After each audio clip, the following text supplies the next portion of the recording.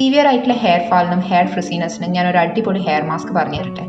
നമ്മുടെ വീട്ടിൽ തന്നെ കാണുന്ന ചെമ്പരത്തിൻ്റെ ഇല, പൂവ്, കറി ലീവ്സ്, മെഹന്തിൻ്റെ ഇല, അലവേര ആൻഡ് ഞാനിവിടെ ഒരു 6 hours മുന്നേ ഉലുവ സോക്ക് ചെയ്യാൻ വെച്ചിട്ടുണ്ടായിരുന്നു. നെല്ലിക്ക ഉണ്ടെങ്കിൽ നമുക്ക് നെല്ലിക്കയും കൂടി ആഡ് ചെയ്യാം. ഇത് ഇത്രയും നമ്മുടെ ഹെയറിൻ്റെ ലെങ്ത്തിനനുസരിച്ചിട്ട് നമുക്ക് വേണ്ട രീതിയിൽ നമുക്ക് വേരി ചെയ്യാവുന്നതേ ഉള്ളൂ. I suffered from severe hair fall during my hostel days.